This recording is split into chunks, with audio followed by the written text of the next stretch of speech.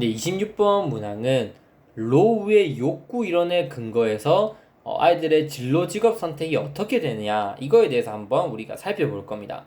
그래서 물론 다른 교육 행정 혹은 교육 심리 어떤 다른 이런 영역들에 비해서 상담 이 파트가 나올 확률이 그렇게 높지 않은 건 맞습니다. 하지만 지금 아직 한 번도 좀 출제가 되지 않았었고, 그리고 출제가 되지 않았지만 그 한국교육과정평가원에서 이야기하는 시험 범위에는 반드시 들어가 있는 영역이기도 하고, 그리고 진로 직업 선택이라고 하는 게 아이들에게 있어서 매우 중요한 파트다라고 볼 수 있습니다. 그래서 언제든 나올 수 있는데, 그래서 로우에 따르면 어떻게 아이들이 진로 직업을 선택하게 되냐, 이 정도는 우리가 한 번쯤은 읽고 한번 살펴보고 넘어가면 좋겠다. 왜 그러면 만약에 로우의 욕구 이론이 출제가 되었을 때 어느 정도 머릿속에 남아있는 배경 지식으로 여러분들이 열린 답안을 쓸 수 있다고 저는 생각하거든요. 그래서 그런 목적으로 26번 문항을 한번 준비해봤습니다. 로우의 욕구 이론 한번 정리를 해봤어요. 제가 포인트는 이겁니다. 가장 쉽게 이해하면, 자, 로우는 이렇게 얘기를 합니다. 사람들이 특정 직업을 선택하는 것은 그 선택한 직업이 자신의 심리적 욕구를 만족시켜주기 때문이다. 일단 로우는 이렇게 얘기를 하는 거죠. 그래서 물론 이게 100% 맞아떨어지진 않습니다. 그리고 모든 진로 이론들이 다 그거 한 개만으로는 아이들의 진로 직업 선택을 이야기할 수는 없지만, 그 진로 이론들이 다 합쳐지면 그 직업 선택이 어느 정도 이제 우리가 이론적으로 설명이 가능하거든요. 무슨 말이냐면 로우의 욕구 이론이 100%는 아니지만 맞는 부분이 있다는 거예요. 그래서 여러분도 자기 성격에 따라서, 내가 좋아하는 거에 따라서 실제로 직업 선택을 하지 않습니까? 물론 편하고 안정적인 직업을 선택한 건 맞지만, 그렇다 하더라도 그 안에서라도 내가 좋아하는 거, 내가 원하는 거 위주로 선정하지 않습니까? 특히 교사가 되려고 하는 분들은 보면 자기가 가지고 있는 개인적 성격이나 경험에 의해서 어느 정도 생각이 있기 때문에 그 생각과 개인적 성격과 생각이 어느 정도 이 직업에서 주는 만족감을 얻기 위해서 선택하는 경우가 꽤 많습니다. 그래서 내가 대인관계성이 좀 좋고, 그 다음에 사람과 하는 데서 에너지를 얻고 이런 성향 때문에 선택을 하는 거죠. 예를 들면 편안하고 안정적인 면도 있겠지만, 그런 것들은 결국 자신의 심리적 욕구를 만족시켜주기 때문에 그런다는 거예요. 그러면 그런 심리적 욕구는 도대체 어떻게 형성이 되냐? 물론 유전적으로 타고난 것도 있겠지만, 어렸을 때 가정의 분위기 혹은 가정에서 어떤 부모와의 상호작용, 접촉을 했느냐에 따라서 그 개인의 성격이 달라질 수 있다는 거예요. 그래서 직업 선택을 할 때 가정에서의 상호작용이 선택에 영향을 미친다라고 한다면, 우리가 아이들을 지도할 때 어렸을 때부터 가정에서 올바른 상호작용이 있는 게 좋지 않겠냐. 물론 유아기에 형성된 거긴 하겠지만 청소년기의 상호작용, 그 다음에 초등 이때 상호작용, 다 가정에서 상호작용도 중요하다. 그런 면에서 이 부분 살펴봐야 된다 저는 봅니다. 그리고 로우는 개인의 흥미와 관심에 의해서 8개로 그 직업 군집을 나누고, 또 각각 직업군에 대해서 다시 6가지 단계가 존재한다고 보았습니다. 물론 이 부분은 시험 나올 확률이 적겠죠.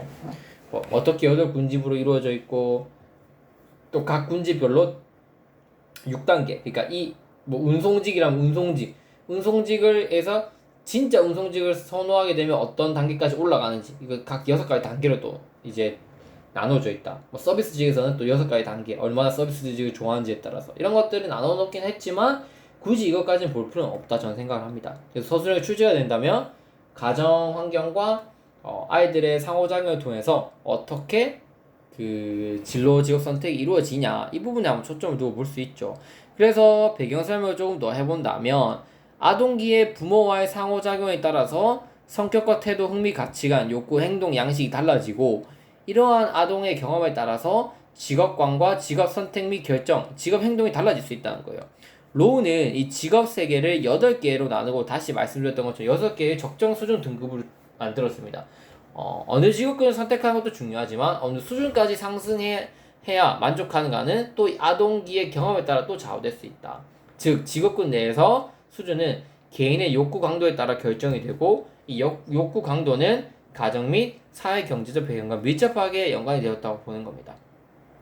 예컨대 서비스 직업군 중에서 운송직을 선택한 사람의 경우 짐을 꾸리는 미승용 공에서부터 교통부 장관직에 이르는까지 다양한 수준이 있는데, 어느 수준에서 내가 만족을 하고 멈출 수 있느냐는 그의 가정 및 사회 경제적 배경, 부모와의 한 그 과정에서 결정이 될 수 있다는 거죠.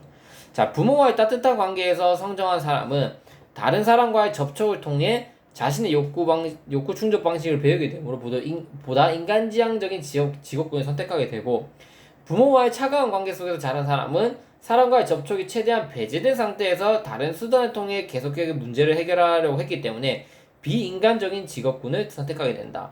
그리고 인간지향적인 직업군으로는 예를 들면 서비스직, 비즈니스직 맞지 않습니까? 그 서비스 남하고 계속 맞대야 되고 영업해야 되는 것 다 이런 것들이죠. 관리, 문화, 예술 이런 것들이 보면 인간지향적 속성이 좀 강한 직업군이고, 비인간지향적 직업군으로는 기술, 생산, 유지, 운송, 농업, 임업, 광업, 과학, 이론 이런 것들은 비인간지향적인 직업군이다. 그러면 뭐 밑줄 긋고 이 아동이 이러한 직업을 선택하게 된 이유를 로크의 욕구 이론에 기초해서 설명하라고 한다면, 이런 인간지향적, 비인간적 지향적, 부모와의 따뜻한 관계, 차가운 관계 이런 키워드를 바탕으로 여러분들이 열린 답안을 서술한다면 충분히 어렵지 않게 또 좋은 점수를 얻을 수 있지 않을까 저는 생각을 합니다. 그래서 마지막으로 정리를 해보면, 로우 욕구 이론 같은 경우에는 결국 부모와 자녀의 상호작용에 의해서 성격이 결정된다면 그 상호작용 유형은 어떻게 나눠질 수 있냐. 첫 번째로 정서집중형, 회피형, 수용형이 있다. 정서집중형 중에서는 또 과잉보호형, 너무 보호를 하려고 하는 것과 요구과잉형, 아이들에게 너무 많은 요구를 하는 부모님, 그러니까 좀 극성인 부모님, 이렇게 나눠볼 수 있다는 거죠. 그래서 이런 정서집중형이 가게 되면 자녀의 호기심을 좀 제한하거나 완벽성을 요구하게 된다. 그러니까 너무 아이들한테 관심을 가지다 보면 또 혹은 요구를 너무 많이 하게 되면 아이들이 원하는 방향성을 줄어들고 호기심을 제한하고 또 완벽성을 추구하는 그런 스트레스를 받게 된다. 이렇게 볼 수 있는 거죠. 그래서 읽어보시면 그 부분이 이해가 되실 겁니다. 과잉보호형 같은 경우에는 자녀를 지나치게 보호함으로써 의존적 성격을 만들게 하고, 요구 과잉형은 너무 무리한 요구를 하기 때문에 완벽성을 추구하는 그런 성격을 갖게 만든다. 회피형 같은 경우에는 반대로 자녀를 회피하는 유형으로 자녀를 거부하거나 벌 아닌 비난을 하며 또 애정을 보이지 않는 상태를 회피형이라 그런다. 거부형과 방임형이 있습니다. 거부는 자녀의 의견이나 선호를 아예 무시하고 부족한 명이나 부적합한 면도 이런 것만 지적만 하고 자녀 욕구를 완전히 무시하는 부모님들, 이런 부분들 부모의 상호작용을 거부형이라 그러고, 방임형은 아예 접촉도 하지 않고 책임도 회피하려고 하는 그런 부모를 회피형이라고, 그 회피형 중에서 방임형이라 한다.